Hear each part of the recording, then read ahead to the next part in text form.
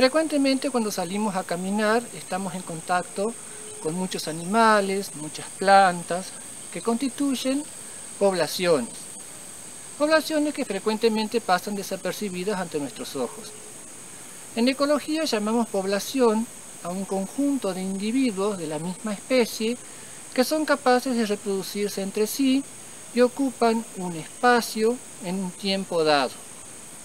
En este video vamos a hablar de las propiedades de una población. Empecemos. Las poblaciones pueden ser familiares cuando la unión entre los individuos que la componen se da por el parentesco entre ellos. Se originan de una pareja que se reproduce y genera una descendencia más o menos numerosa. Gregarias, cuando son formadas por transporte pasivo o por la movilización de individuos emparentados entre sí y que se movilizan juntos. Ejemplos de esto son los bancos de peces como las sardinas,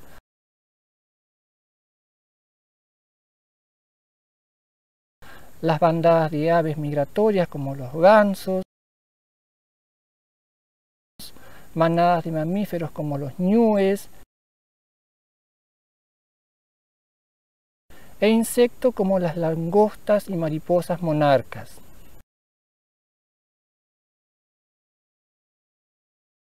Este vínculo no siempre es permanente y se produce con un solo fin. Puede ser la migración, la defensa mutua o la búsqueda de alimento. Finalmente, pueden ser estatales cuando hay división y especialización del trabajo entre sus miembros y se les hace imposible la vida en forma aislada. Ejemplo de esto son los insectos sociales como las abejas, las termitas y las hormigas. Las poblaciones tienen propiedades como lo son la densidad, la natalidad, la distribución de edades, el potencial biótico, la dispersión, forma de crecimiento, capacidad de adaptación, aptitudes reproductivas y la persistencia. Antes de hablar de estas propiedades, es necesario aclarar dos términos que son la resistencia ambiental, que es el conjunto de factores que impiden a una población alcanzar el potencial biótico. Estos factores pueden ser tanto bióticos como abióticos y regulan la capacidad reproductiva de una población de manera limitante. Pueden representar recursos como el agua, refugio, alimento o la interacción con otras poblaciones. Las diferentes poblaciones presentan factores limitantes específicos, como la tolerancia que muestran los organismos hacia factores como la luz, la temperatura, la salinidad, el agua disponible, el espacio para la nidificación y la escasez o el exceso de nutrientes necesarios. Si cualquier requerimiento esencial es escaso o cualquier característica del ambiente es demasiado extrema, no es posible que la población crezca, aunque todas las otras necesidades estén satisfechas. El otro término que hay que aclarar es la capacidad de carga del ambiente, que es el número máximo de individuos que un medio ambiente determinado puede soportar. La densidad de población es el tamaño del conjunto respecto a una cierta unidad de espacio. Se determina y expresa generalmente como el número de individuos o biomasa de población por unidad de área o volumen, por ejemplo, 200 árboles por hectárea. A veces es más importante saber si la población está cambiando que saber su tamaño en un momento dado. En estos casos resultan útiles los índices de abundancia relativa, por ejemplo, el número de aves que se observan por hora. Otro índice útil es la frecuencia de aparición o porcentaje de muestras ocupadas por una especie. En los estudios descriptivos de muchas especies suele combinarse la densidad y la frecuencia para determinar un valor de importancia para cada especie. La natalidad es la capacidad de incremento de la población. La tasa de natalidad equivale a la tasa de nacimientos. La natalidad ecológica o real se refiere al incremento de la población, varía con el tamaño y composición de edades de la misma y según las condiciones ambientales físicas. En general, la natalidad se expresa como una tasa que se determina dividiendo el número de individuos que nacen por un lapso de tiempo dado o como el número de individuos nuevos por unidad de población. La mortalidad, en cambio, se refiere a la muerte de individuos de la población. Es, más o menos, la antítesis de la natalidad. Al igual que en la natalidad, la mortalidad puede expresarse como el número de individuos que mueren en un periodo determinado, muerte sobre tiempo, o como una tasa específica en términos de unidades de la población total o parcial. La mortalidad ecológica o real es la pérdida de individuos en condiciones ambientales determinadas. Varía en función de la población y las condiciones del ambiente. La tasa de natalidad y mortalidad están determinadas por la especie, por la resistencia ambiental y la capacidad de carga del ambiente en que viven. Representan la cantidad de individuos que nacen por unidad de tiempo y la cantidad que muere por unidad de tiempo respectivamente.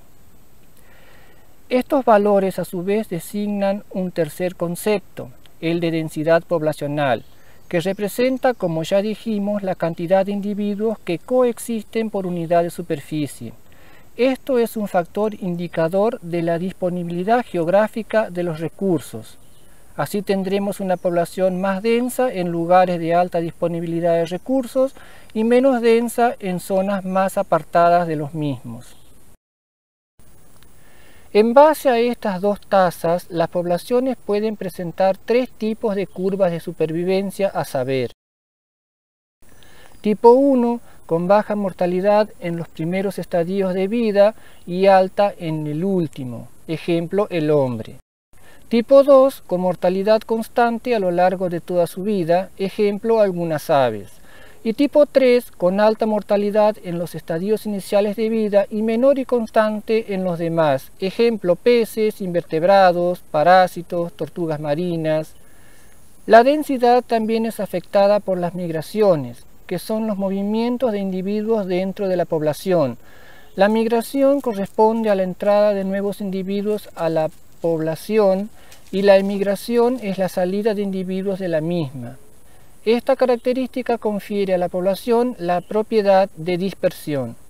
Siguiendo el desarrollo de las propiedades de una población, podemos mencionar el potencial biótico, que se refiere a la máxima capacidad que poseen los individuos de una población para reproducirse en condiciones óptimas. Este factor es propio de cada especie. En relación a todo lo desarrollado hasta aquí, podemos hablar de patrones de crecimiento, donde diremos que el crecimiento poblacional es el cambio en el número de individuos que tiene una población a través del tiempo. Los patrones de crecimiento se pueden graficar a través de curvas de crecimiento. Así tendremos curvas con crecimiento sigmoideo, exponencial o decreciente, determinadas por el potencial biótico respecto de la resistencia ambiental y la capacidad de carga del ambiente. Por regla general, las poblaciones, luego de un crecimiento exponencial, tienden a estabilizarse en el tamaño máximo que puede sostener el ambiente, o sea, la capacidad de carga de este. De lo contrario, se producirá una gran mortandad por sobrepoblación. El índice de crecimiento se reduce poco a poco hasta alcanzar un estado de equilibrio a largo plazo. En este equilibrio, el índice de nacimiento se equilibra con el índice de mortalidad y se estabiliza el tamaño de la población. Este tipo de crecimiento se denomina crecimiento logístico. Es de suma importancia tener el conocimiento de cómo se regula el crecimiento de una población, debido a que las fluctuaciones de las poblaciones de una especie pueden tener efecto profundo, para bien o para mal, sobre otras especies, incluido la especie humana. En estas fluctuaciones intervienen diversos factores. Finalmente, podemos hablar de las estrategias reproductivas, que se refieren a un conjunto de rasgos coadaptados que afectan a la supervivencia y la reproducción de una población. McCartun y Wilson Clasificaron las estrategias en estrategia R y estrategia K, diferenciándolas básicamente por las siguientes características. Las especies R estrategas se caracterizan porque el tamaño de la población es fluctuante, tienen una vida corta, crecen rápido, maduran temprano, tienen muchas crías que son pequeñas, las cuidan poco tiempo y tienen varias camadas al año. En cambio, las especies K estrategas se caracterizan porque el tamaño de la población es constante, tienen una vida larga, crecen lentamente, maduran tarde, tienen pocas crías que son grandes, las cuidan mucho tiempo y tienen pocas camadas al año. Ante un ambiente tenso tenemos varias respuestas. Una de ellas es el desplazamiento o migración, aunque el solo hecho de moverse no significa migrar. Se requiere de un viaje de rodeo, es decir, emigrar e inmigrar, salir de un punto A hacia un punto B y volver al punto A, donde uno de los dos territorios es el de reproducción y el otro es el cuartel de alimentación. Por ejemplo, los chorlos que migran desde Estados Unidos hacia Argentina para pasar el invierno. La migración se diferencia de la invasión porque en este último caso la especie no vuelve al territorio de origen y va desplazándose de un territorio a otro en busca de alimento, por lo cual se las llama especies furtivas o también oportunistas. Los peces son grandes migradores, especialmente salmones, truchas y anguilas. El salmón realiza grandes desplazamientos, pero una sola especie de salmón, el Onchorhynchus gaineri, hace 2 viajes de ida y vuelta. Todos los demás nacen, migran, vuelven, se reproducen y mueren. Nacen en ríos o lagos de agua dulce, luego comienzan los desplazamientos hacia el mar donde alcanzan la madurez, para luego volver al mismo lugar en que nacieron para reproducirse y morir. La etología dice que los salmones tienen memoria olfativa, por eso vuelven al mismo lugar donde nacieron y se supone que huelen las condiciones de dióxido de carbono disuelta en el agua que les sirve de ruta hacia su lugar de origen. La tortuga verde, Chelonia midas, data del Pérmico, cuando existía la Pangea, y a medida que los continentes se separaron, ella fue realizando una migración cada vez más larga desde las costas de África hasta las costas de Brasil para desovar. Esto lo hace porque ese patrón migratorio quedó fijado genéticamente. Las aves son ejemplos de grandes migraciones intercontinentales. La golondrina ártica Sterna paradisea recorre 14.500 kilómetros en su desplazamiento. El chorlo dorado llega desde Alaska a nuestro país, que es su cuartel de invierno. Estos desplazamientos no se realizan en forma ininterrumpida, sino en escalas para alimentarse y recuperar energías. Todas las especies tienen impresos sus programas de viajes genéticamente.